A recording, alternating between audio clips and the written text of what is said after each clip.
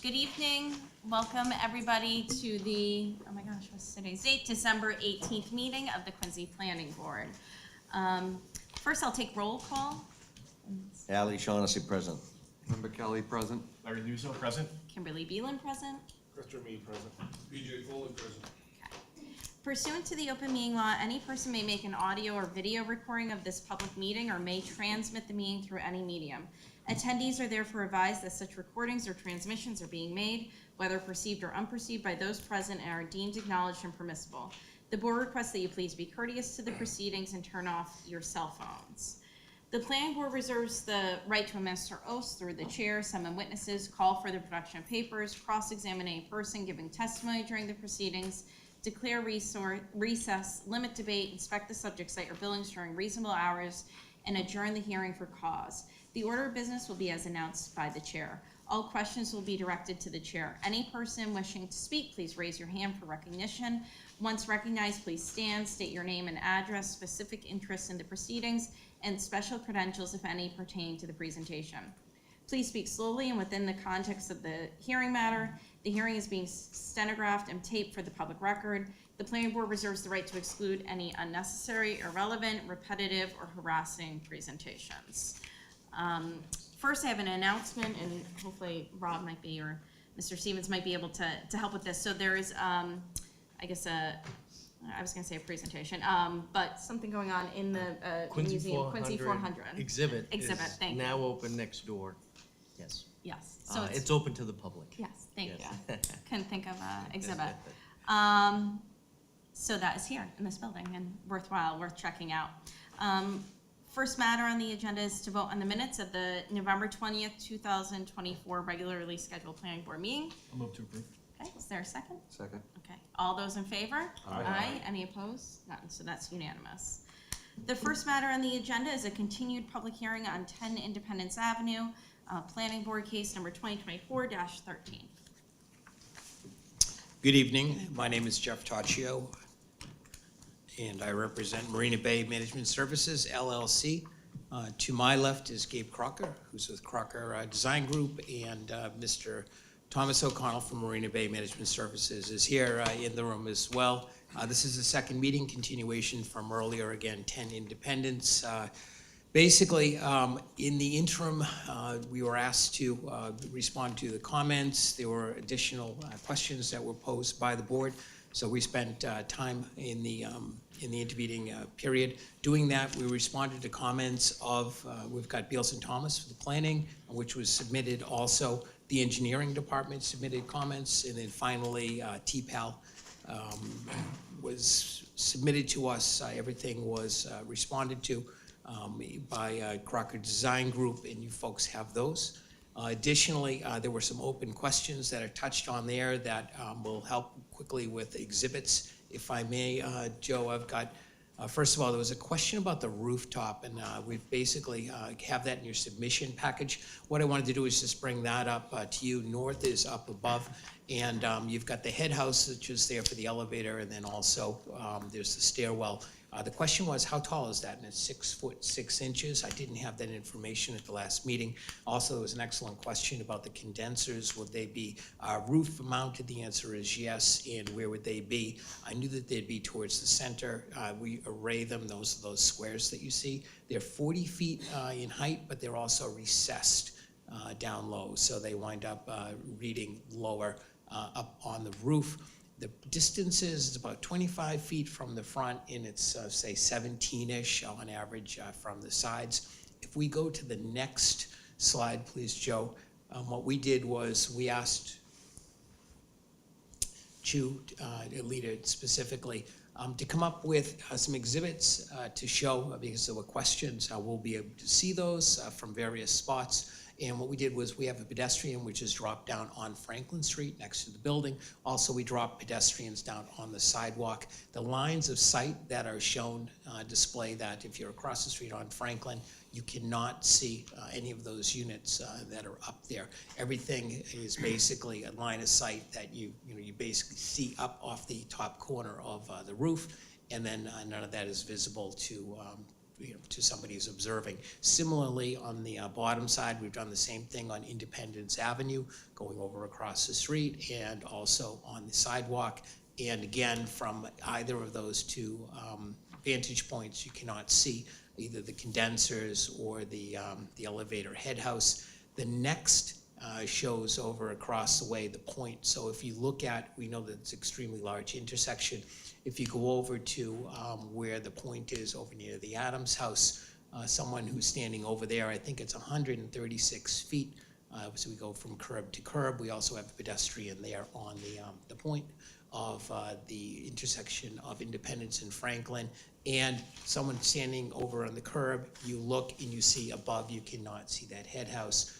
We asked the leader for the calculations. She said that it would take 166 feet away before you start to see it. And when I say see it, you would start to see a sliver right above the edge, and then as you start walking backwards, looking up and looking backwards, all of a sudden it would start to emerge. Very slowly. So I would suggest to you folks that this, with the height, with the placement of these structures, that they're responsibly placed. It's absolutely minimum. You have to be extremely distant to be able to look for it and then be able to see something beyond the distances that we're talking about. And then finally, if we could go on to the next one, some of the comments that came from the TPAL. Thank you very much, Joe. Comments were really helpful. TPAL has come up with a sidewalk enhancement plan that is shown.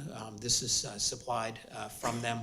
And, the questions were, if going forward in the future, as far as the intersection is concerned, if there was an overall effort at the city to be able to put something together to enhance and make this intersection more usable, more safe. We talked about all the curb openings. We talked about all of the pedestrian crosswalks, how they go to the wrong places.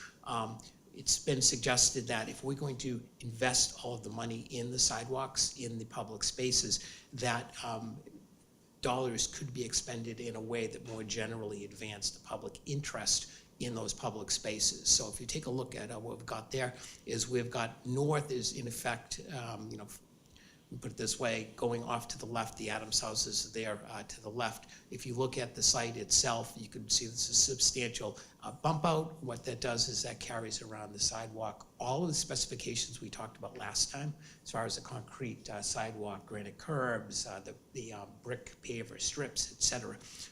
We'd commit to extending all of that. Also, there is significant ADA changes that have to be made there with respect to the pads, realignment of the crosswalks, and those are all things that we're identifying. We'll be responsible for designing different components, and then I know that we anticipate there's going to be a requirement for monetary contribution towards those safety improvements as well. So I just wanted to let everyone know that that's here. I know that you have it in your packages, but I wanted to pull it up so that everyone could kind of take it in. It's very progressive thinking, and it's someone with a city that listened to some of the existing conditions, and it's an opportunity to leverage private investment, private dollars to be able to start to advance some of the goals of the city. Making these changes, and I'll note, if you can, now that we've got the lost curb cut on the second side of Independence, we're able to actually put in a traffic, not traffic, but a parking lane, more formalized, that's there. All very important. So we heard early on, parking's a problem, et cetera, et cetera. This goes towards starting to formalize some aspects like that. So everything comes together. It's very helpful. Can things be done on other aspects of wings of this? Certainly, have we designed them? No, but I anticipate that that's part of an overall look. One of the things that you'll note is that there's a dedicated lane when you're coming down Franklin, you're coming north, there's a dedicated left-hand turn, which, there's room for it, we'll design it, et cetera. So compared to the existing condition, this is one of those projects that has the opportunity to improve what people live and experience when they go there today. With that, I think that concludes my presentation. We can take any questions or. Sure. Let me see if anybody has questions. Any questions? No? No. John?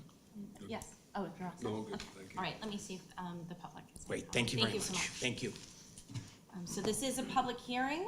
We have sign-in sheets, so if you want to sign in, say you're for or against, or otherwise just present, you're welcome to do so. It is a public hearing, so if you'd like to come up and speak on this project, you're welcome to. Okay,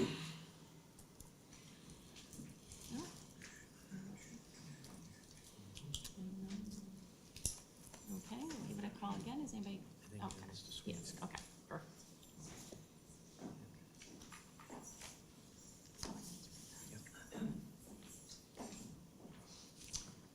Good evening. I'm Richard Sweeney, 1 Independence Avenue. Really wasn't prepared to talk. I was told that this was not going to be open, that the public discussion was already done. But I hate to be a broken record, but I'm still concerned about the height of the building. This information here, is this just a proposal, or is this going to happen?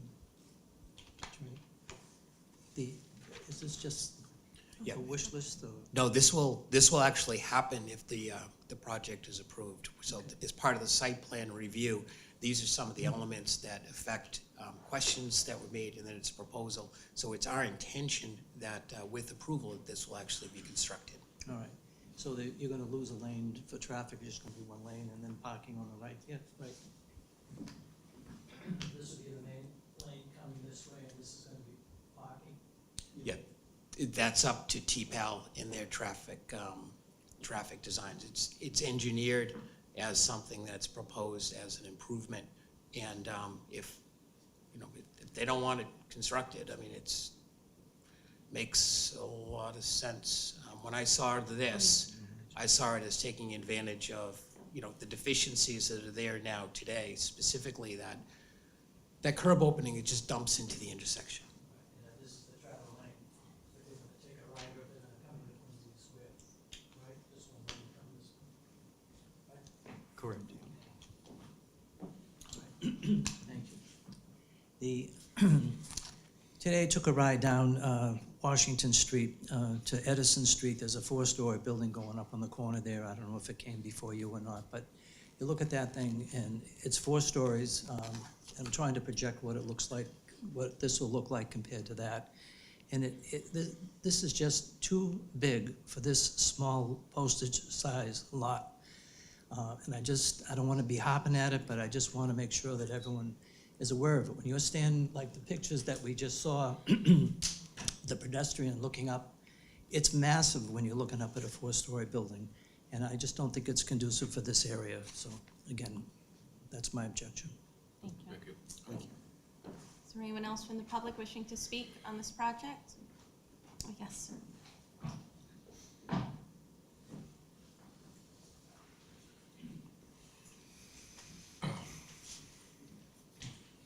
Good evening, everyone. My name is Ken Reardon. I live at 46 High Street. I have a confession to make. I'm a professional planner, and I've taught planning for many years at UMass Boston.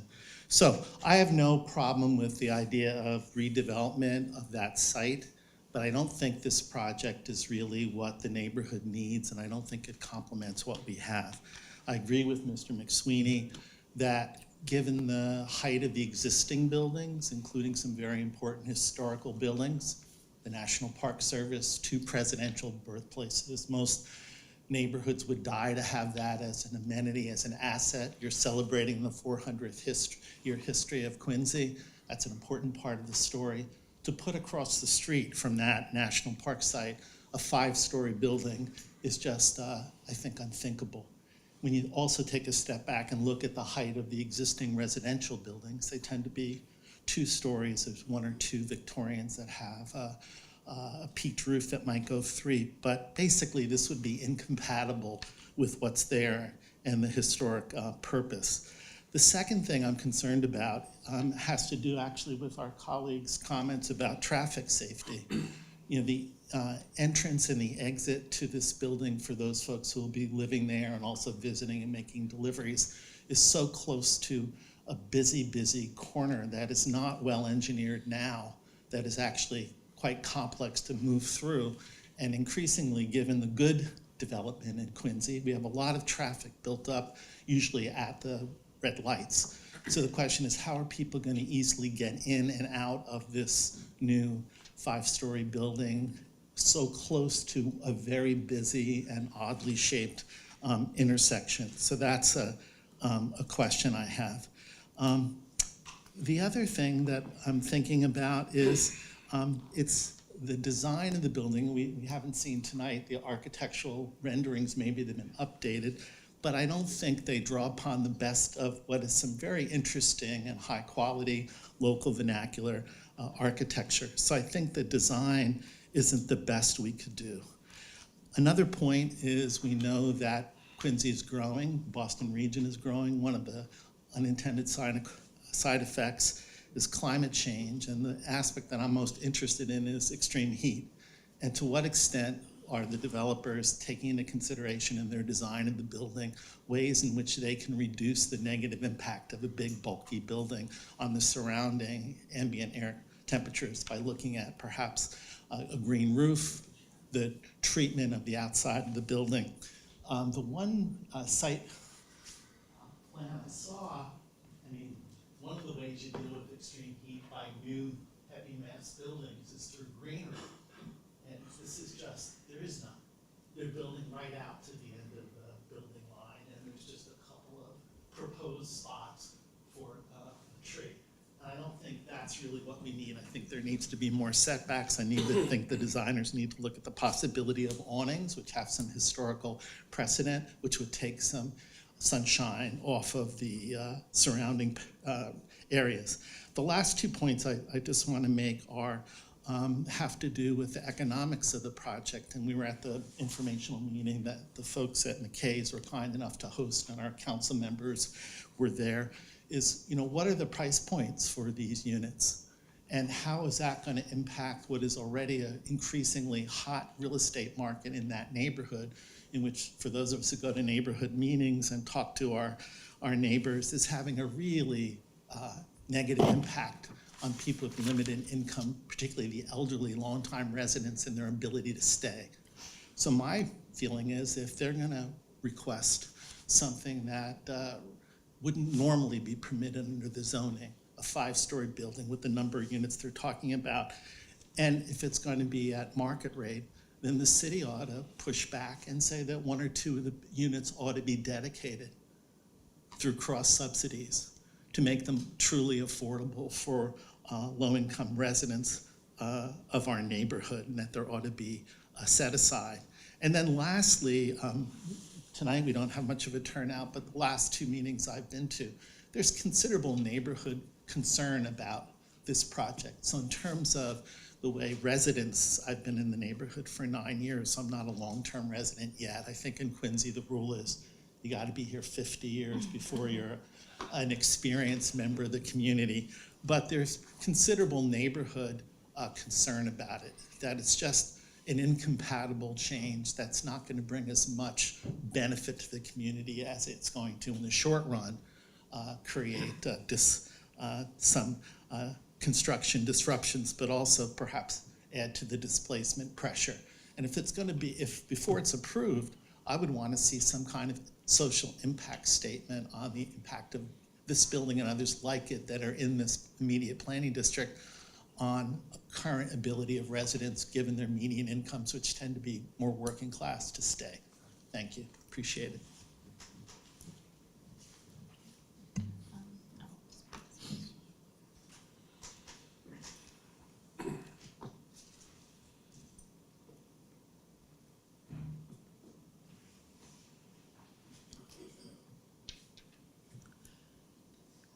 Good evening. Thank you for this opportunity. I must admit that I wasn't preparing to speak tonight. I thought this was a meeting for the developer, so I have nothing prepared. But I do want to thank the gentleman before me, and I think we need to be smart about listening to his message. He is definitely a planner, and he's been there, done that, and he's calling to our attention some very critical, important decision-making points. Before we go ahead and approve anything, we all should be comfortable with it. We all should be proud of it. It should be something we want to, look to the future for and have it be a part of the community, not about something that shouldn't have happened or that was too big or too small or not the right thing. I think we also have alternatives when we look at that space. What is it that's appropriate to be there? Is it a condominium? Is it a rental property? Is it a park? Is it open space? Is it a welcome center for Quincy? Is it a community center for the neighborhood? Because I don't think this neighborhood has one, although Ward 2 does, and I know it's very popular. What are the options? And what can we do to support the developer if it's going to be a condominium? What would be appropriate architecturally for that space? I know there's safety issues and there's concerns. Building and construction is very complicated. It's very expensive. And we want this to be profitable for the builder if it's approved. And if it's not approved, support the builder in other options that he might have available to him. I see myself as a negotiator, as a compromiser, as a collaborative agency that would be very happy to work with the city and with the builder and his legal counsel to be comfortable with what the neighbors are calling our attention to and what the developer might need to move forward. I appreciate the opportunity, but please listen to the gentleman, and I didn't catch his name, but I thought there was a value added because he's looking at this for a long-term impact that it will have for the visual, and not only visual, but serve the community. So thank you very much. I don't know if I told you my name, Mary Ann Peak, Superintendent at the Adams National Historical Park. Thank you. Thank you very much. Thank you. Yes, sir.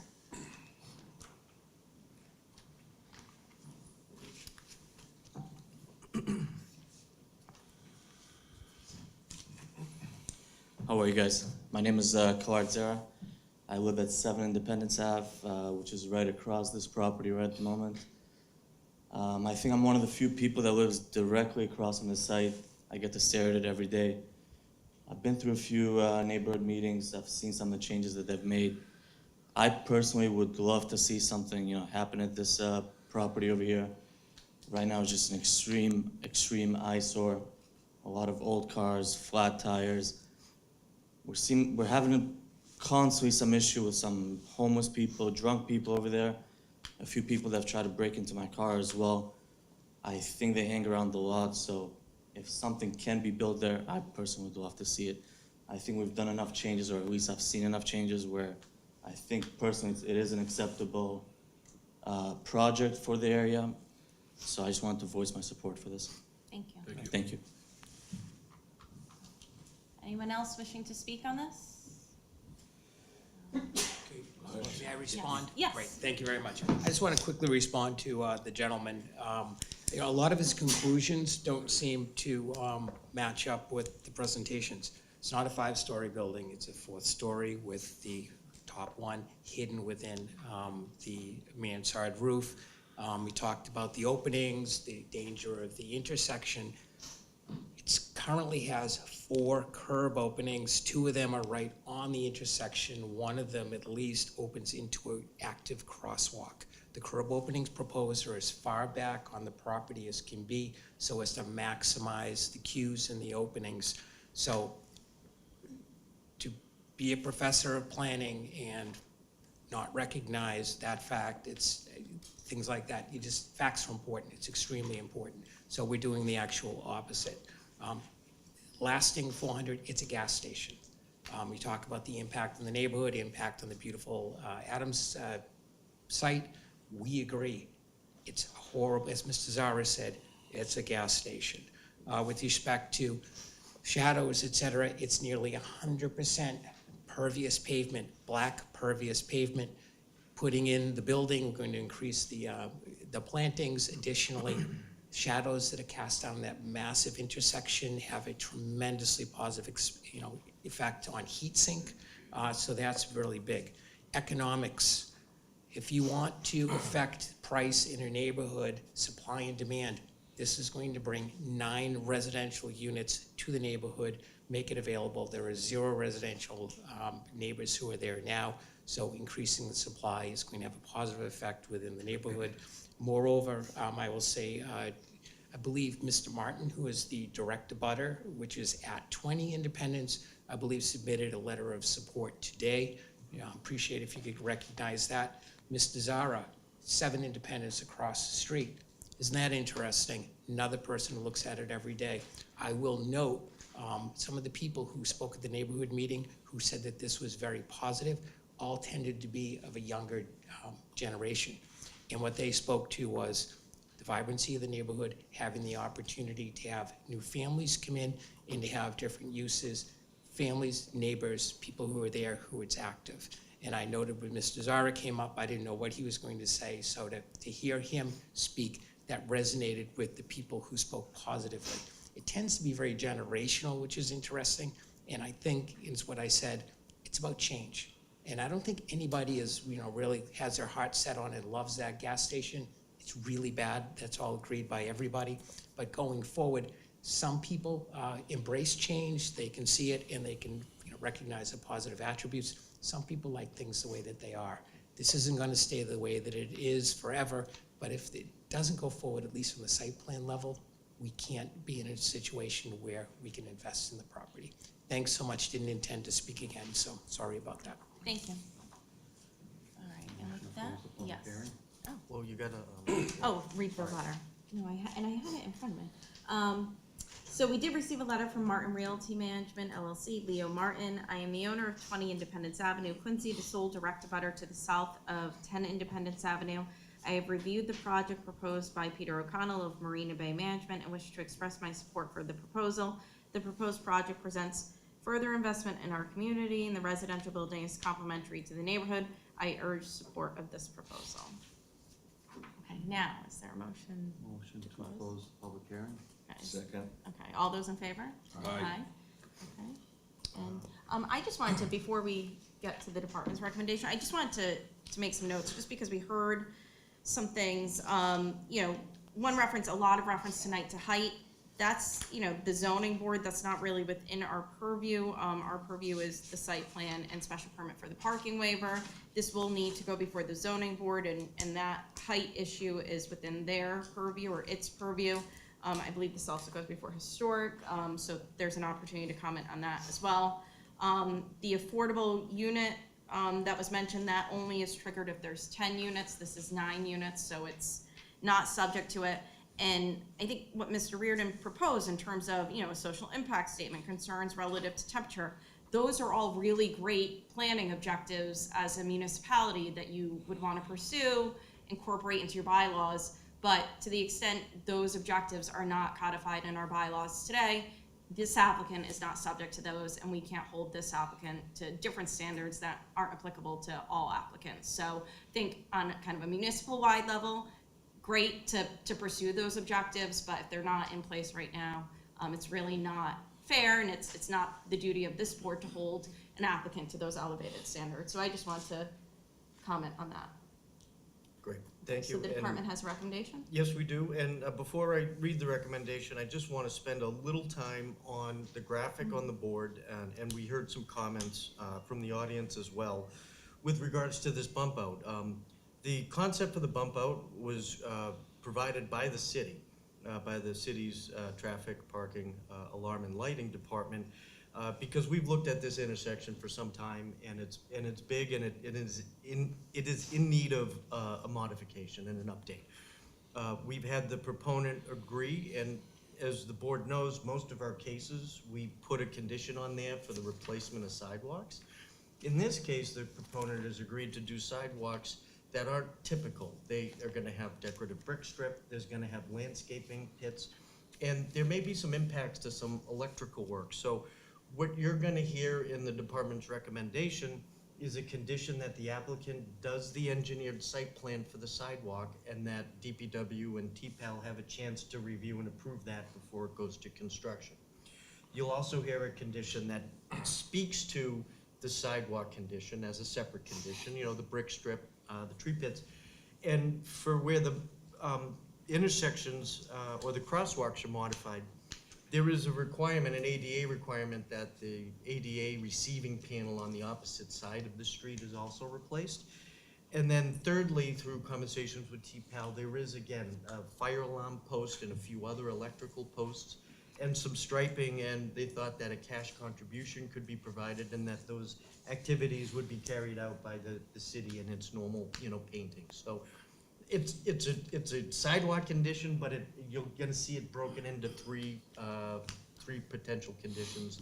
And any questions before I read, or? Okay, very good. After consideration of the site plan accompanying documents, the comments received from the city staff, department recommends the board approve site plan review under Quincy zoning ordinance Title 17, Section 9.5.1, site plan review and special permit under 5.1.17, parking waivers subject to the below listed special and general conditions. Special condition 1, applicant shall obtain all necessary variances and, if applicable, special permits from the City of Quincy Zoning Board of Appeal. 2, prior to the issuance of a building permit, the applicant shall submit a final engineered streetscape design plan, streetscape design and restriping plan that includes a curb extension into the intersection of Franklin and Independence Avenue to the Department of Public Works and Department of Traffic Parking, Alarm, and Lighting for review and approval. 3, the applicant shall reconstruct the sidewalk for the entire property frontage along Franklin Street and Independence Avenue with a new cement concrete sidewalk, broom finish with a border and tool joints, and reset or replace granite curbing as specified by the Department of Public Works. Applicant shall provide ADA and AAB compliant sidewalks and wheelchair ramps at all crosswalks within the site with reciprocal ramps across Independence Avenue and Franklin Street. Prior to the issuance of a building permit, the applicant shall provide an impact fee contribution of $20,000 to the Department of Traffic, Parking, and Lighting and Alarm to fund further engineering, design, and construction of the roadway and traffic signal elements. Special condition 5, prior to the issuance of a building permit, the applicant shall obtain a drain permit from the Department of Public Works. 6, the applicant shall perform a water flow test with the city's water department. 7, 1 week prior to any land disturbance activities, the applicant shall conduct an on-site inspection with the City of Quincy and/or its designated representative to observe the erosion controls installed at the site and review the erosion controls anticipated to be employed during construction. 8, the existing pipes, sewer main, and manholes on the street from Trescott Street to Independence Avenue shall be inspected with television pre- and post-development in order to check the condition of the system. Television report and video clips shall be submitted to the city engineer for assessment. 9, prior to the issuance of an occupancy permit, the applicant shall submit an operation and maintenance plan for the project's stormwater system, which shall include the following: identify any limitations on the use of salt and/or de-icing chemicals, if any, restrictions on snow stockpiling as it relates to sight lines or placement within the stormwater BMPs. A minimum of 3 years of inspection and cleaning records shall be available for review and inspection. Inspections shall be conducted by a qualified professional such as a civil engineer or environmental scientist. The maintenance plan shall be recorded at the Norfolk Registry of Deeds. Special conditions 10.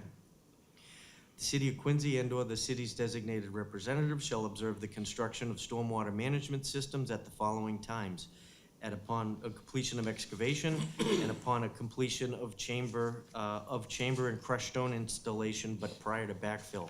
Applicant shall provide at least 72 hours notice for said inspections. 11, the entire proposed stormwater and sewer system shall be cleaned and flushed prior to its final acceptance. 12, applicant shall conduct a demolition asbestos survey for any existing structures to be demolished. If there's any asbestos-containing materials present, they must be removed by a licensed contractor, and a post-abatement inspection must be performed by a DLI-certified project monitor. A walkthrough inspection conducted by the Quincy Health Department is required prior to demolition. 13, the applicant shall consult with the Quincy Health Department on noise mitigation measures for project-related noise-generating activities to comply with local and state regulations. 14, the applicant shall submit a written rodent control plan to the Health Department for review and approval prior to any site activity. Said plan must be designed for the duration of the project and include at minimum the following: name, contact information of a licensed pest control operator to be retained by the project proponent for the duration of the project. B, a scope of proposed plan for control of rodents, including number, location, and frequency of monitoring bait stations and anticipated length of service. And C, a summary of actions to be taken to prevent rodent problems at the construction site. 15, the applicant shall develop and submit a written dust control plan to the Department of Health for review and approval prior to any site activity. Said dust control plan is to be implemented during any site activities to ensure compliance with state air quality regulations. 16, the applicant shall submit a construction management plan to be filed and approved prior to the issuance of a building permit. This shall include the locations of stockpile and/or staging areas for construction equipment and materials. The applicant shall also address construction period traffic impacts by providing a detailed sequence of construction and addressing any space constraints and detailing how they'll be addressed as construction progresses. 17, the applicant shall install survey monuments to delineate the property line and the public right-of-way. Monuments shall be set by a professional land surveyor. 18, the applicant shall submit an AutoCAD file for the project prior to the issuance of a building permit. The file should be in Mass State Plane Coordinate System and preferably in Quincy Standard Data Layers. 19, upon completion of construction, the applicant shall submit a report including certified as-built plan from a professional engineer or surveyor certifying that the stormwater management system has been constructed in accordance with the approved plans. The report should include a certification that the excavations of the proposed system were inspected prior to backfilling. The applicant shall also provide the city engineer the digital file as-built plan showing all utilities, building footprints, reference bounds, and benchmarks defining the total site, facility, and rights-of-way along with an AutoCAD file. The as-built plan shall be in Mass State Plane Coordinate System. Plan should be stamped and signed by a professional land surveyor or professional engineer. 20, upon completion of the project, the applicant shall submit a stamped affidavit from a registered professional engineer that all the utilities, water, sewer, and drain are constructed as designed and no illicit connections are found on the completed project site. That would complete the department's recommendation. Thank you. And is there a motion on that recommendation? Madam Chair, make a motion that we accept the 20 special and general conditions that Mr. Stevens just read and approve the project. Okay. Is there a second? Second. Okay. All those in favor? Aye. Any opposed? No? Okay. It's unanimous. Okay. Thank you. Great, thank you very much. Thank you, appreciate it.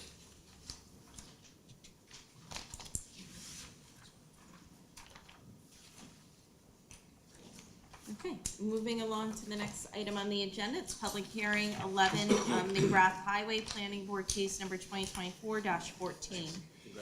This public hearing shall be conducted to review the application of Galvin QS Development Company, 245 Willard Street, Quincy, Mass. 02169, for special permits under sections 8.3, Quincy Center District, 8.1.9, and 5.1.17 parking waiver. The applicant proposes the demolition of the existing 3-story nursing home facility and the construction of new 6-story building consisting of 50 residential units with structured and surface parking for a total of 64 spaces. The proposal will also include structured exterior space and amenity space for the residents, along with professionally designed drainage controls and landscaping. The property contains 44,037 square feet of land and is located at 5 to 1511 Mayor McGrath Highway and 11 to 21 Bigelow Street. The subject property is located within the Quincy Center zoning district and shown on Assessor's Map 1138, Lot 15, Plot 2. Good evening. Good evening, Madam Chair and members of the board. For the record, my name is Edward Fleming. I am here on behalf of Galvin QS Development Company, and I'm joined by Sean Galvin and Jim Burke from DeSalle Burke Sala Associates. Both Sean and Jim will speak in a moment. Sean will provide with a kind of detailed overview of the building design, while Jim will talk about the drainage in a moment. As you indicated, Madam Chair, the site's located within a Quincy Center zoning district 10, which allows for a number of different uses, including multifamily, which is being proposed here tonight, and it allows up to a 10-story building at this location. We are seeking 3 special permits from this body. The first special permit is a special permit under the Quincy Center zoning district, section Title 17, section 8.3, which requires a special permit for all construction within the Quincy Center zoning district of this magnitude. We are also seeking a floodplain special permit from this body. This body has been designated as a special permit granting authority in the floodplain for Quincy Center zoning district matters. And lastly, we're seeking a special permit for a parking waiver to request a waiver from the parking requirements of the ordinance. In all other respects, this proposal, which is a multifamily proposal of 50 units, complies with all of the dimensional requirements of the ordinance with regard to lot size per unit, height, and other aspects as far as setbacks and other matters are related. What we're seeking, however, is a waiver from or a parking special permit from the parking requirement of the ordinance. However, in discussions with the city's planning department and in reviewing other matters, other proposals that have been before this board, we feel that the parking that's being provided for this development actually is very consistent with other developments in the area and actually far exceeds some of the proposals that have been approved by the board in the Quincy Center zoning district. What I'd like to do now is then turn this over to Sean, let Sean kind of walk through the building design, and then we'll ask Jim to talk about the drainage control measures. John? Good evening, thank you. I'm Sean Galvin. So the property we're talking about tonight is 11 McGrath Highway. Most of you know it's located across from the courthouse. It's been a nursing home in the past. The property fronts on the northerly side on McGrath Highway and on the rear by Bigelow Street. The site contains roughly just over an acre of land and right now has a 43,000 square foot plus or minus former nursing home. Let me see, Joe. You didn't train me in this. There we go. And there's the nursing home. The former nursing home, originally built in the 60s and with the later addition, housed 126 beds on 3 floors. It's been vacant. It's been closed about just a little more than 2.5 years at this point. The site the previous owner had fenced the site and it's basically been sitting abandoned for the last couple of years. Our proposal is to demolish the existing building, construct a new 6-story residential building. The building would have 5 floors of residences over a 1-level parking garage. The building will house 50 units. There'd be 12 1-bedroom units, and there would be 38 2-bedroom units. All the vehicle access would be from the rear of the site. McGrath Highway does not lend itself to in and out. And there is a median in the way, so there'd be no left turn. So it makes more sense to have all the access from the rear of the property. You'd enter the rear of the property. There are 40 exterior spaces in the parking lot with an additional 24 spaces under the building in the garage. The building is built into the grade change so that Bigelow Street is about 8 or 9 feet lower than McGrath Highway. So as the building was built into the topography, the front of the building would only appear to be 5 stories, while the rear of the building would be 6 stories. So you'd only see the garage there on the back of the building. The site will be professionally landscaped. We're going to add a total of 7 trees, foundation plantings, walkway plantings, and all of the grass areas would be irrigated. The McGrath Highway entrance would be, as I said, pedestrian only.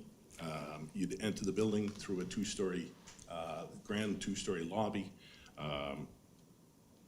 The rear of the property would have another lobby coming in from the parking lot side with a secure entrance to a secure garage. And there would also be a package room as part of that entranceway for deliveries. The exterior of the building, superior upgraded finishes, all block decorative, brick decorated block, balconies, bold cornices, round top windows. We think it'd be a nice add to that portion of the neighborhood. Really embraces kind of the historic Quincy design. The the spread of units on the first floor, there are 4 one-bedrooms, and then there are 2 on each of the floors above that. The one-bedrooms are just over 700 square feet. The 2 bedrooms are 11 to 1,200 square feet on average. The building itself is all electric, meeting the new energy requirements. The units will have individually controlled energy-efficient heat pumps, and there will be EV charges provided at the parking level. There are various floor plans. The building itself is being constructed in a floodplain overlay district with a 100-year flood elevation of 15, which limits the use of the building below that elevation. So there's no living space, mechanical facilities to be located below that elevation. In addition, the project has a more restrictive requirement because of the elevation of the canal and Captown Brook, which runs across the back of the property. You can't really see it there, but it comes up on that dotted line and then takes a right and goes right across the property. Because the location of the floodplain, we've simulated the way that the site floods as it ebbs and flows. The flood and the ebb of the floodplain is required for construction within a floodplain to meet the FEMA regulations. The new structure must be able to empty from floodwaters by gravity. So in our design, we've actually increased the site's ability to accept flood water and set the building's lowest grade, the garage floor, commensurate with the natural ability of receding water to flow over the top of the town brook, which is our limited minimum height. Our proposal also contains provisions to capture typical rain runoff and remove suspended solids from the water, which currently flow untreated directly into the river. We've reviewed and accepted most of the changes suggested by the city engineer and begun discussions on some outlying issues. Just today, we received the comments on the peer review, and we will address them accordingly. As Ed said, Jim Burke is here. He's the engineer that has designed our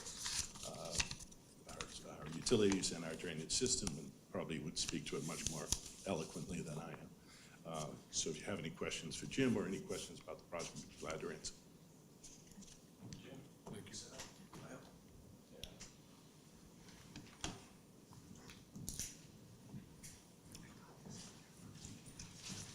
Good evening.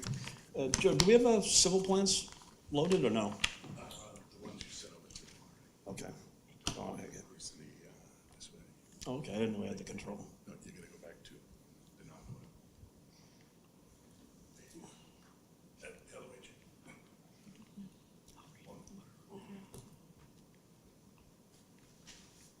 Okay. I was hoping we'd have the existing conditions plan. But you know, the existing conditions plan, we did a pretty in-depth survey of the parcel, the old nursing home, the parking lots, the town brook. Town brook is actually located pretty well. You can actually see the cover of the brook itself, and we have a pretty good location of where it is, and you can pop the cover with the catch basins that are sitting actually literally on the roof of these town brook that allows the surface water to just kind of pour right in without any sort of controls. But you'll see the top of it is a 10-inch concrete cover over the top of town brook, along with the depth of it is, most of it is Quincy granite block that goes down, and it is tidal. You can actually watch the tide ebb and flood into this location. So I guess, you know, from an existing condition standpoint, the utilities that are servicing the existing building are sufficient to handle the load of the proposed building. You have 6-inch fire already, a 4-inch water service that's coming in off of McGrath Highway, gas coming in off and electric and the like. The big item on this particular job is really the stormwater control. It's located so far down gradient, the bottom of the watershed, detention isn't needed. Basically, you want to capture it, treat it, release it. And that's what we're proposing to do. We've maintained the grade on the proposed elevation. See if I get the grading plan. Yeah, that was it right there. grades are hard to see, but basically the elevation 11 cuts across the top of Town Brook. We put the garage floor also at 11 and kind of carved out where the catch basins are. You can see them. Is this working? Yeah. You see the catch basins, the two dots on the side that have the Y connection coming into the line that's gonna feed into Town Brook. Those have proprietary structures and designed to handle, remove a certain amount of suspended solids and pollutants and the like. That goes into another proprietary water quality structure and becomes a redundant system. So it's our belief that we're meeting the water quality standards of current regulations, and the roof runoff is going to be a separate connection, bypass that whole system, and tie in directly to Town Brook itself.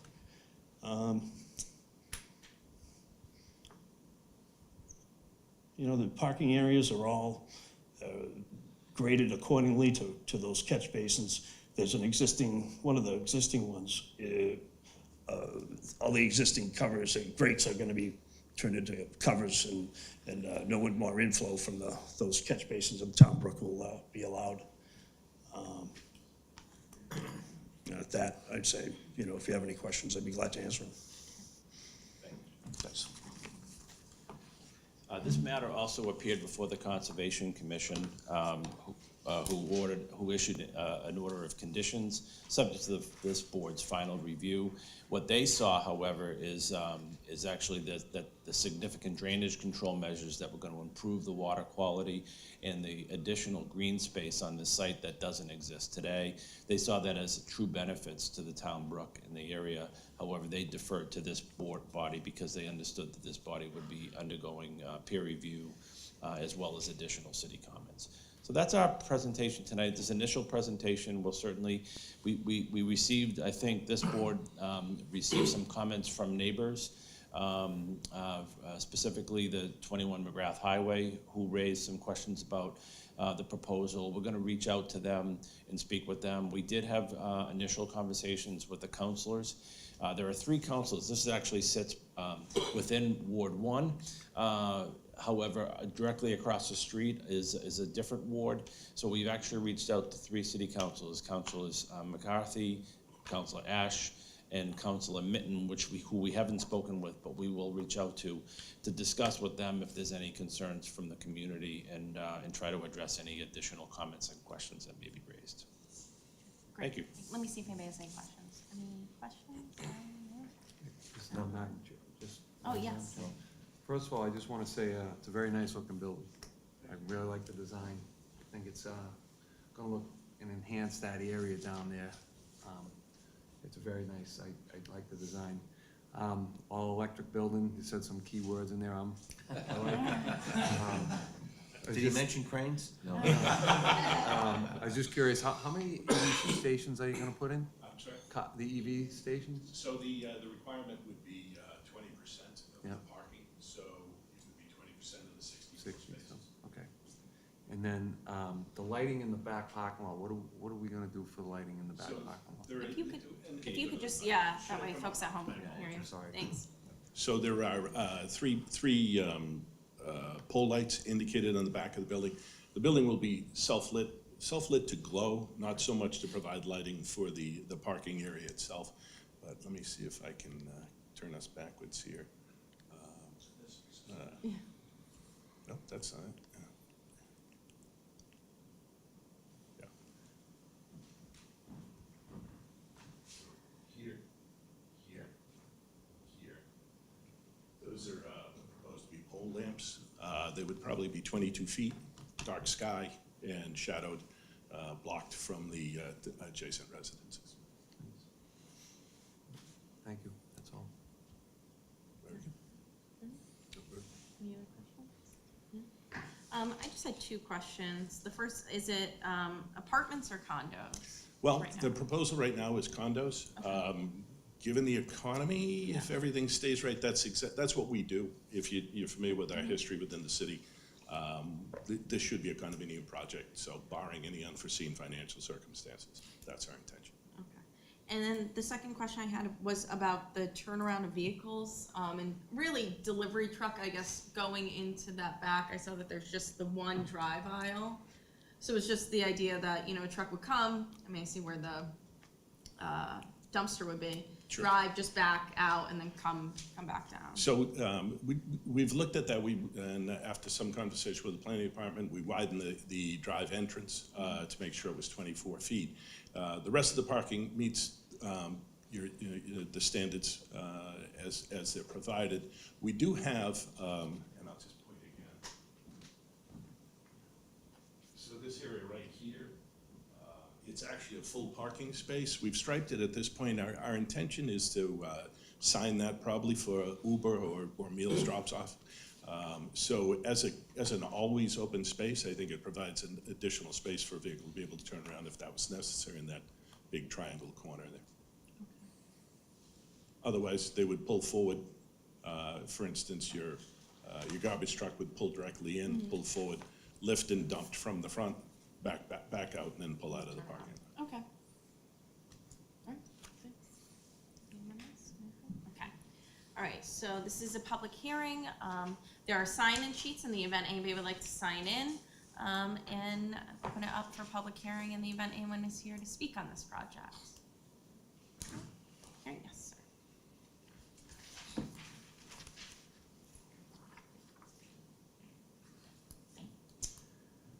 Good evening. My name is Dan Minton. I'm the Ward 5 City Councilor. This building actually falls in Ward 5. Councilors Ash and McCarthy wanted to be here tonight, but they have prior engagements, but they're very interested in having a public meeting. So I will reach out to Attorney Fleming, and we'll get that organized. Thank you. Thank you.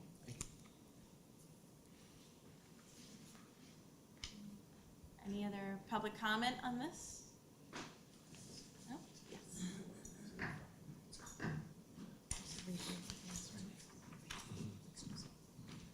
Hi, I'm Pamela Linsky, attorney at 21 McGrath Highway. Don't speak for all the unit owners, but the concern is the parking and the impact on our building. When the nursing home was there previously, there was huge implications to our parking lot. It's been vacant for 2.5 years. We now see this as a potential impact on our parking lot. We might be hopeful that as a good neighbor, potentially, you know, gates at our property so that they can't be parking there. Just a suggestion, but that's the huge concern, is the impact. And also traffic. I do see that it's going to Bigelow Street, which doesn't impact our building per se. The parking seems to be the biggest piece. So for that reason, I know a lot of the unit owners, I know there's some letters that have gone out as well, saying that they would like the planning board to consider that. Thank you. One last call. Anyone wishing to speak? Okay. I do have 2 letters. The first is from Ward 1 Councilor Dave McCarthy. I will not be able to attend tonight, but I do wish that the following be conveyed to the board and placed in the record. 1, the area is in desperate need of an upgrade in this building. Replacing the blighted nursing room or home is a very big positive for the entire block. 2, I believe the parking, which is a relief issue, 44 spots versus 88, will not be an issue as the proximity to public transportation, Quincy Square amenities, etc. is abundant. 3, I will get a community meeting together ASAP and review concerns. 4, I will work with any bordering counselors as this is an area of crossing wards and can be a concern for this neighborhood. 5, lastly, I think the design and character of this first presentation contains an old school look that Quincy needs. All right, Quincy, Merry Christmas and God bless. The second correspondence is from Councilor Ash. Good evening. This evening I received a call from a constituent about this proposal. I believe it is in Ward 1, although maybe Ward 5, but abuts 2 and 5. I was not aware that it is on tomorrow's agenda. I am unavailable to attend the same due to a scheduling conflict. While I understand the project may be introduced, I respectfully request time to host a community meeting so the neighborhood residents are aware before there is a recommendation given by the board. Thank you. And we received correspondence dated December 17th, 2024. Dear Mr. Fatsis, I am writing to you as an abutter to comment on the application of Galvin Development to demolish the existing nursing home and construct a new 6-story building containing 50 residential units with parking for a total of 64 cars. I have owned a unit at the 21 McGrath Highway office condo building since its opening in 1987, and I have run my law office since that date. Although I am a 21 McGrath Highway Condo Association trustee, I'm writing this letter as an individual abutter condo owner. I understand that this site is overdue for meaningful redevelopment, given that there is a dilapidated, closed nursing home on the site. I also understand that Galvin Development has done other projects in the city and is well regarded. Further, the building overall appears to be both attractive and well thought out in most respects. However, I have concerns in the following areas. 1, parking. Parking has been an issue in this area for a long time, and given its close proximity to downtown Quincy, authorized parking at the 21 McGrath Highway building has been a problem in the past. The former nursing home clearly did not have enough parking, and our parking lot got the overflow. Looking at a typical floor plan, it appears there are 6 2-bedroom apartments and 4 1-bedroom apartments on each of the 5 floors. So that means 10 separate units per floor containing a total of 16 bedrooms per floor, or 80 total bedrooms for the entire building. Since one of the ways young people can afford the high rents these days is to have roommates, one can assume a number, if not a majority, of the 2-bedroom units will be occupied by at least 2 residents. It is usually assumed that proximity to the MBTA requires less parking. However, in reality, most young people, which is the demographic most likely to rent in this building, will still own an automobile and keep it parked in the apartment's parking lot, even if they are taking the T to work on a given day. Therefore, my concerns with the requirement of 88 parking spots and the proposed number of only 64 parking spaces that will likely lead to overflow parking by residents and guests of the proposed apartment building in the 21 McGrath Highway parking lot. 2, proximity to lot line. My other concern is that on the McGrath Highway side, the proposed building is only 6 feet from the line. That is very close and even closer than the existing building. As you can see in the photograph attached, there are 2 mature trees on the 21 McGrath Highway property in this area, which will need to be substantially pruned to make room for the 11 McGrath Highway building so close to the lot line. Conditions should be imposed on the manner of these trees being pruned so as to preserve them as a benefit to this area. See plans and photograph attached for your convenience. 3, drainage. The third area of concern I would like to address is drainage. I've not had the time to go through carefully the civil and drainage plans for the proposed project. However, due to the presence of the town brook running through both the 11 and 21 McGrath Highway properties, the area is vulnerable to potential flooding. Over a year ago, the city of Quincy completed a project to rebuild the town brook culvert in this area. That project included replacing a cap that was at least 8 years old and was in many locations collapsing into the brook.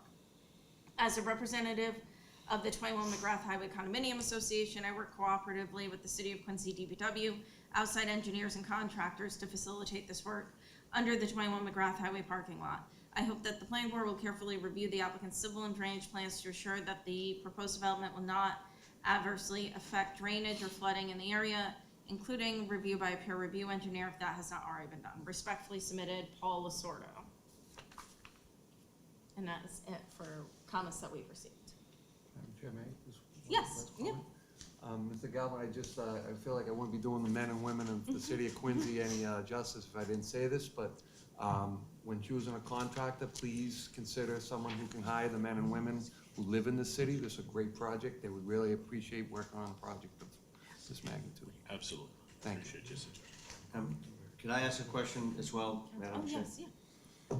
So, you guys have a lot of experience building condominiums in the city. Your reputation is excellent.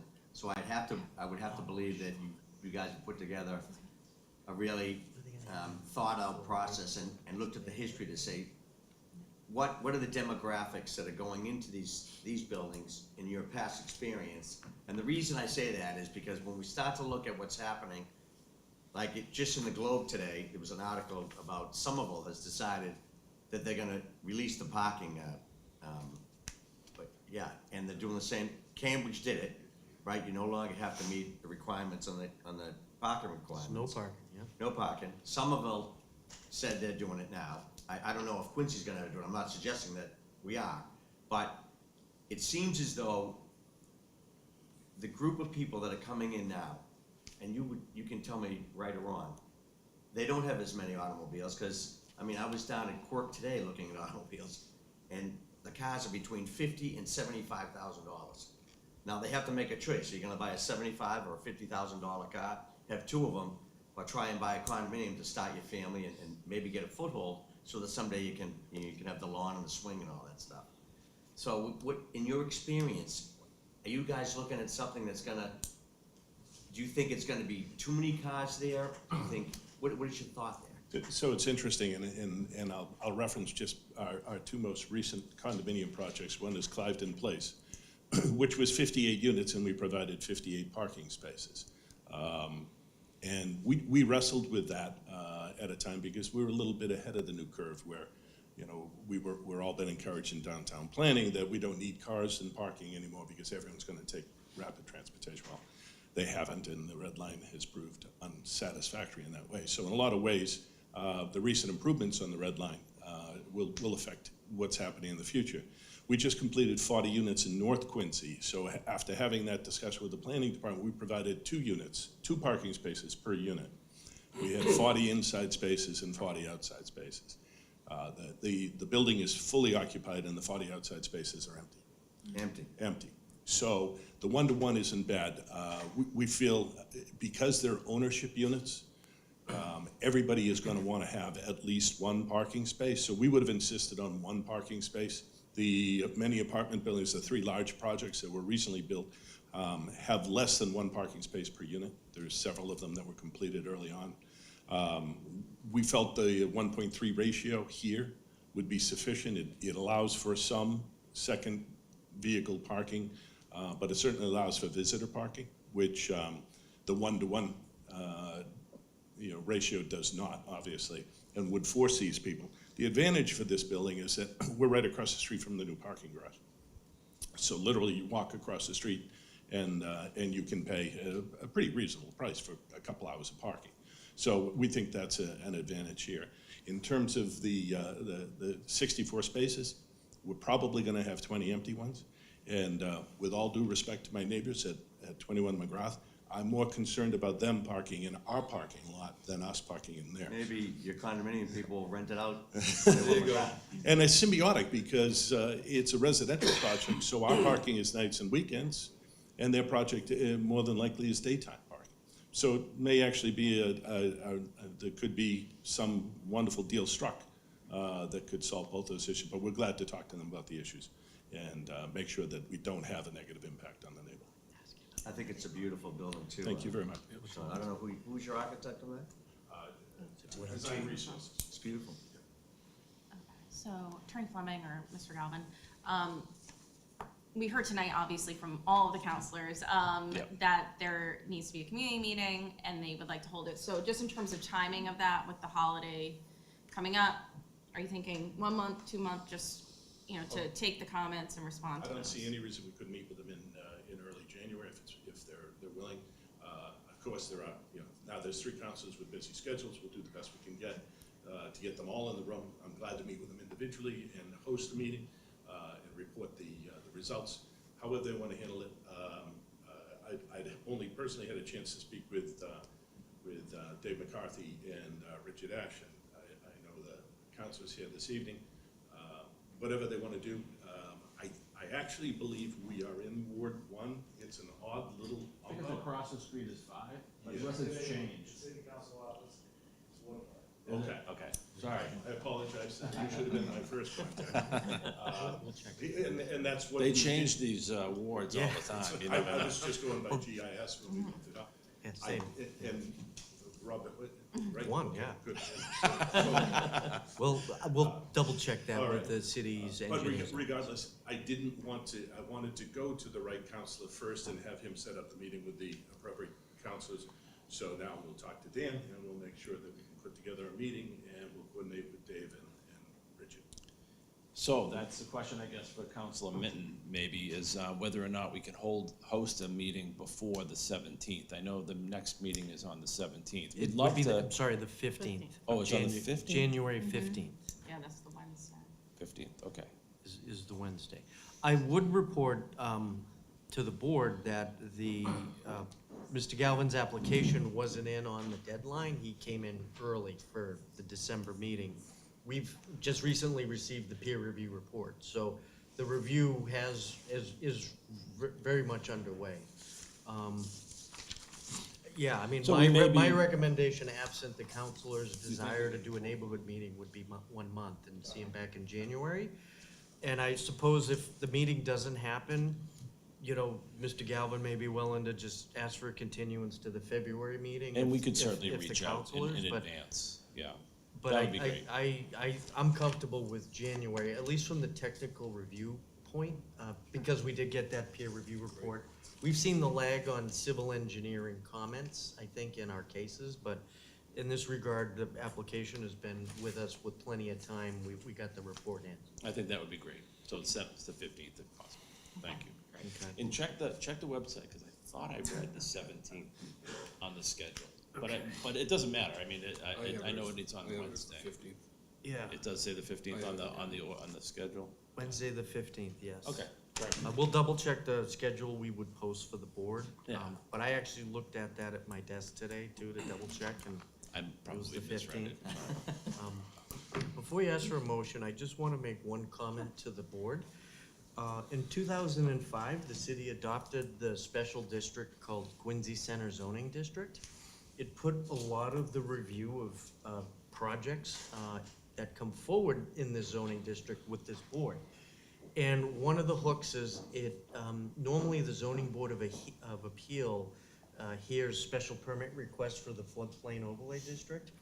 But in Quincy Center zoning district, that power flows to this board. It's sort of like an attempt to do expedited permitting by bundling that here. My experience with the city is, I've been here long enough to go through the Concourse Roadway project, which is now the Hannon Parkway, Revere Road. There was a lot of focus with the Town Brook. There was a concept at one time for a Bigelow Street drain. We've analyzed that. The department also, while I was there, worked with the Town Brook relocation project as well, where we modeled the Town Brook. And I would acknowledge the emergency repairs, I think, came forward in a comment about a year ago, where DPW had to work on some of the culvert areas over on Bigelow on an emergency basis. So, the department's well-versed. I would say if you folks have any questions as you look at some of the floodplain that we don't normally look at, feel free to call in to me and we can have a conversation. And I feel confident as a department we can work through some of the environmental issues that it goes along with this geographic area. All right. Sounds great. Thank you. Thank you. So is there a motion to continue to January 15th? Make a motion, we continue to January 15th, 2025. I know, phrase it. Second. Okay, all those in favor? Aye. Aye, any opposed? So that's unanimous. Thank you. Good night, guys. Nice job. Merry Christmas. Right. So the next item, well, now we're on to the business meeting, new business, Eastern Nazarene College Campus Preliminary Subdivision Planning Board Case Number 2024, Subdiv 01. Initial presentation to the planning board for a proposed preliminary subdivision of the Eastern Nazarene College Campus. The project proposes to create one full thoroughfare with 23 residential single-family lots, one cul-de-sac roadway with 7 residential single-family lots, and one cul-de-sac roadway with 2 residential multifamily lots. Great. Yep, Madam Chair, through you to the board, I want to read a piece of correspondence I received this evening. It is addressed to me. It's from Attorney Kevin Freitag of the firm Hemingway and Barnes LLP. And it reads, turn it sideways. Dear Mr. Stevens, as you know, this firm represents Eastern Nazarene College, and college is in quotations. In connection with the preliminary subdivision plan, it filed with the Planning Department on October 31st, 2024, concerning several parcels of land owned by the college in Quincy. See Planning Board Case Number 2024 Subdiv-01. Thank you for your invitation to the college to attend tonight's meeting of the Planning Board, during which the board intends to discuss the plan. While the college appreciates the invitation, it will not be present at tonight's meeting. Nevertheless, we look forward to receiving and reviewing the board's comments on the plan. Very truly yours, Kevin S. Freitag. What we have, the board's 2 primary functions The one we most normally do is under Mass General Law 40A, which deals with zoning and how that's applied here in the city of Quincy through site plan review or special permits. Another realm of Mass General Law this board is required to review is under the subdivision control law, which is under Mass General Law, Chapter 41. And subdivision control deals with the laying out of new roadways. And that's what the college has provided the department. I'm sure everyone has a chance to review the plans. There's an option, there's rules and regulations that the board, prior board members have adopted on the process for subdivision plans. It contemplates a preliminary submission to the board. So that's what we received in October 31st. Subdivisions are required to also be reviewed by the Department of Health. It's not really applicable to the city. It's that element of the subdivision control law, I believe, is designed more for those communities that are on septic systems, that are gonna unlock large tracts of land with subdivisions, so the Board of Health is part of, reviewing septic systems. Nevertheless, we did receive a comment letter from the Department of Health, which is, one of the required things, talks about some of the demolition. And since this is the, proposal to lay out new roadways on their three sort of primary campus areas, we also solicited feedback from the city engineer. Now, these are comments, not conditions. I had prepared a draft communication, if the board so endorses these plans tonight, where I incorporated the comments from the Department of Health and the city engineer. If the board chooses to make this their comments or wants to add any additional comments during discussion of the matter, we could do that. And this would get communicated back to the applicant, where they would have up to 7 months to submit a definitive plan, that would then carry with it, I believe, a public hearing at that time. But there's no requirement for a public hearing. This is a business item in front of the board. This isn't really a review or approval of these layouts. It's an opportunity to provide comment back to an applicant who's proposing to build new roadways and create new developable lots. So the board's not approving any development tonight. Again, we're sort of channeling comments from, two city departments, as well as any the board or even the planning department may have. So that's sort of the gist of this application. I don't know if anyone has any questions for me at this time. Okay, I did share a draft communication. I think it might be helpful, especially for the audience, if they could just hear this, and so I'll go through it and read it up.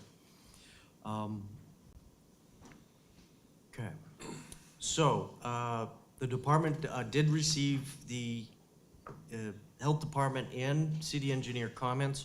We just copied and pasted those into this communication.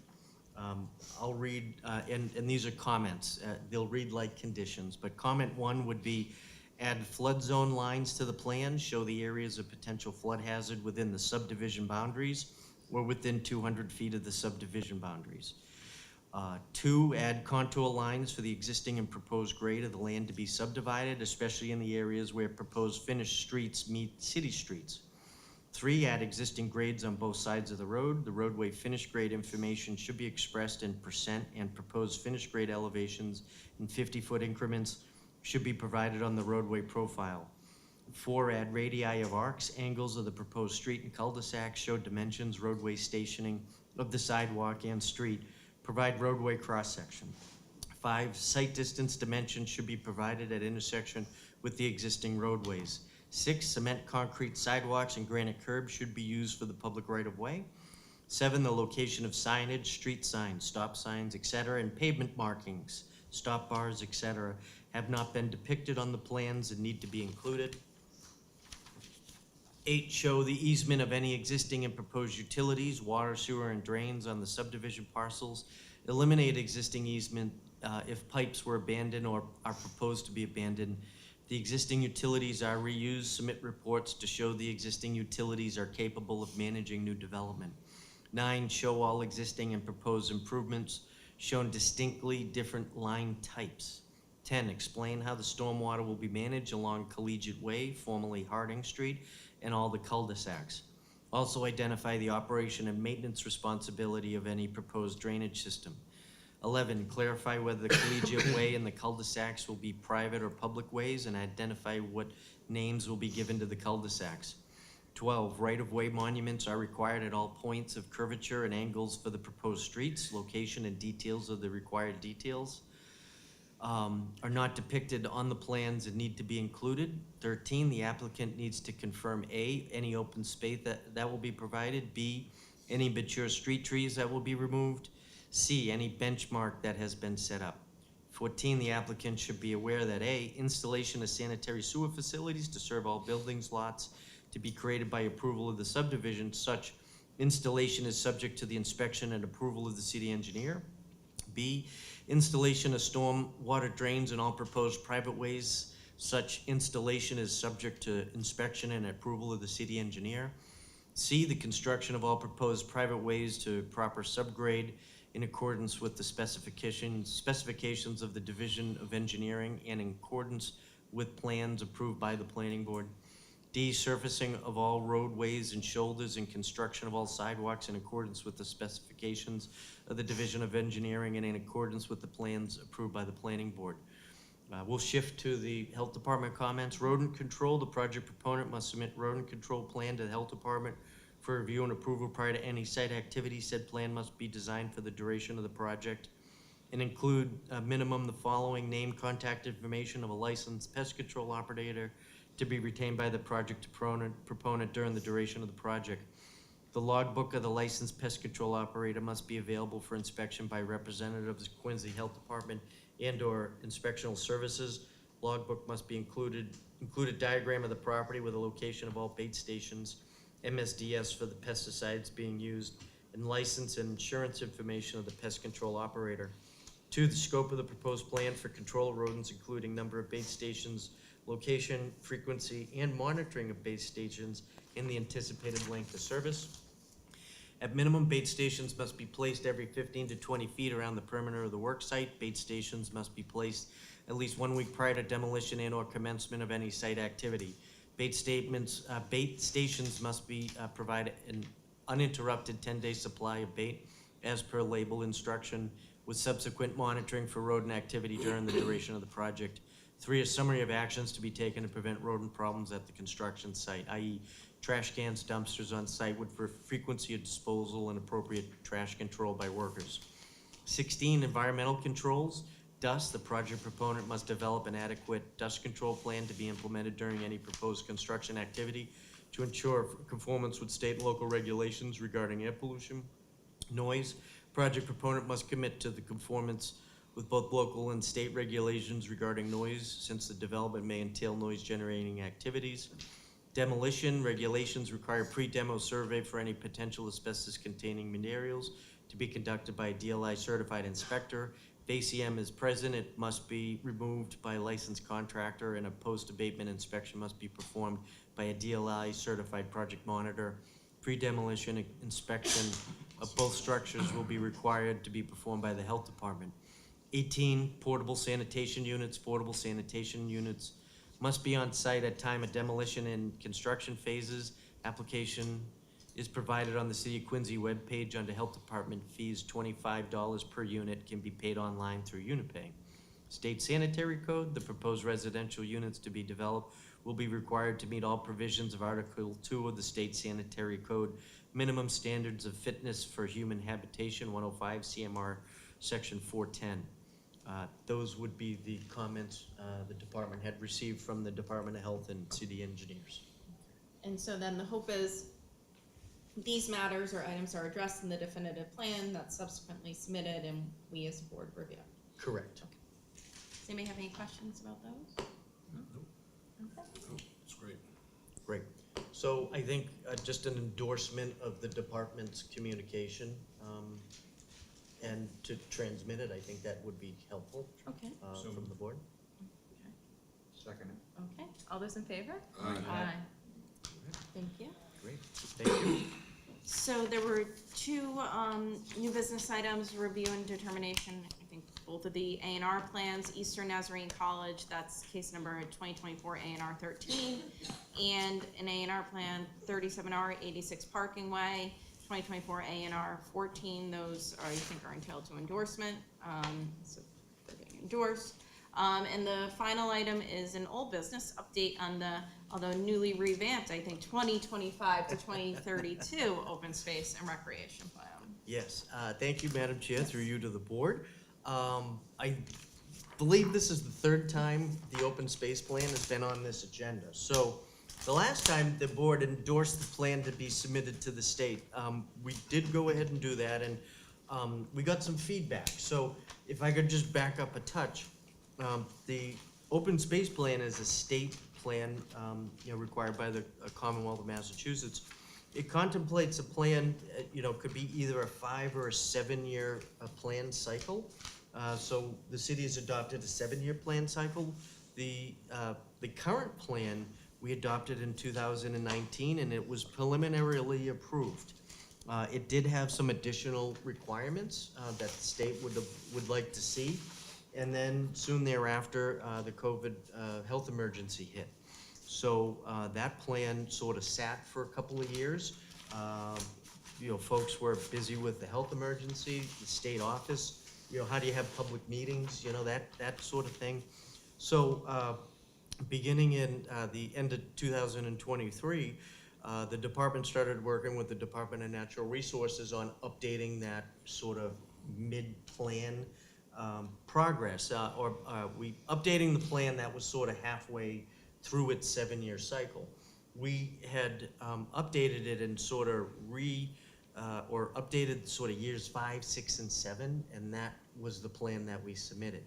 The feedback from the state was they did not want to grant an extension of that plan, but what they did say is, why don't you just hit the reset button on a new 7-year cycle? So after receiving that feedback, my counterpart in the Department of Natural Resources, Heather List, sort of dove into some of the tables and charts and action items and started dropping off some of the things that we've already accomplished, but they were in year 2020.